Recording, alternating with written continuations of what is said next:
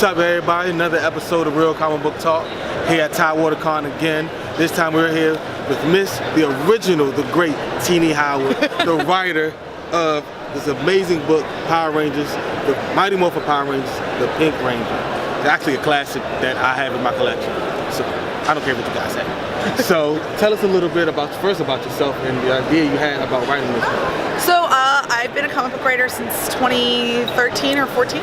Yeah, I've written for Top Cow. I'm writing a Magdalena series right now. Coming out in July, I'm writing Rick and Morty Pocket Like You Stole It, which is the Rick and Morty Pocket Morty's comic series. I've written The Skeptics for Black Mask. I have to look at my table to remember what I've written. It's a lot.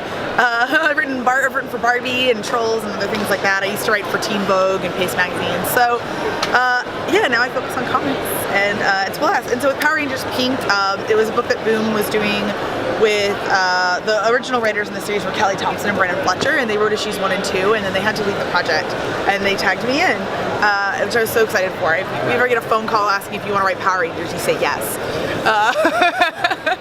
So yeah, so I jumped on the project, and I got to we really hit the ground running, and it was so much fun. It was over too quickly. So, what was your favorite part about writing the book?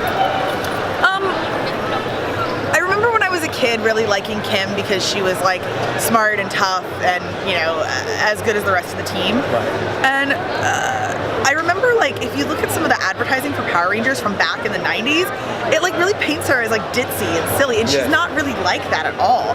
So for me it was really fun to like take this character that I loved as a little girl and then imagine her grown up. And so it was like, you know, I loved Kim when I was a little girl, now I'm grown, and then Kim's a little more grown in this. So it was like I got to kind of imagine some things about the kind of woman she would become. Things like, you know, she has a motorcycle, but she still wears like a really fashionable motorcycle jacket because Kim loves fashion. That's part of who she is. Kim is compassionate.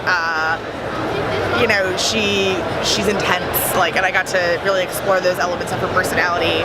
Kind of like I feel like I kind of got to give her her own little like saga, her own little story. So outside of the Power Rangers, what are your other favorite heroes you like to write or read about? Nightwing is my all-time favorite superhero. Give me some.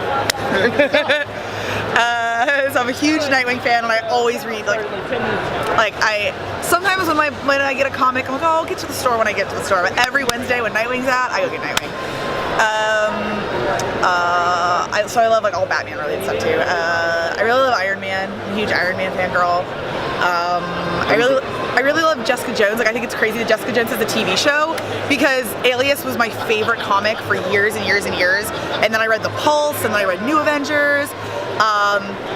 It was actually funny because I read New Avengers first and then went back and read the others. And in New Avengers, her and Luke are like this adorable family. And then you go back and you read Alias, and you're like, that's how you two hooked up? Oh. But I liked it because it was super realistic. So Jessica Jones is my favorite, and it's crazy to me that like she has a TV show that like she was such like a D-list character, but she's my favorite. Yes. Yeah. Jessica Jones is my favorite Netflix show. I've watched it 3 times so far. Yeah, the show was like perfect. Kristen Ritter is like the best Jessica ever. I can't wait for the Defenders. Yeah. I've been watching the trailers. It looks really good. I still have to watch Iron Fist. I haven't watched it yet. Don't waste your time. That's what I hear. It's like I feel like it's like I know who Iron Fist is. I started to watch the show. I'm like, I've read the comics. I know who Iron Fist is. Just give me Defenders. Yes. Just go read the comics. Just give me like a Colleen Wing TV show instead. She was actually one of my best favorite parts. The only really good part of Iron Fist. Oh, she's good in it. Oh, maybe I'll watch it just for her. I like her. Anyway, I'm getting off track. Yes.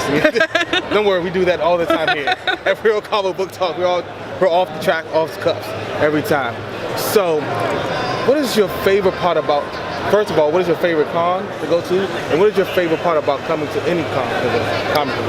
Well, I feel like at any other interview I'd be like, you know, my favorite con is the one I'm at right now, but this is Real Comic Book Talk. There it is. So probably Emerald City Comic Con in Seattle. Wow. I go every year. It is so much fun. Seattle's a beautiful city. I went to Toronto Comic Con in Toronto for the first time this year. I'd never been to Canada. It was awesome. I loved that. Kind of wanted to stay.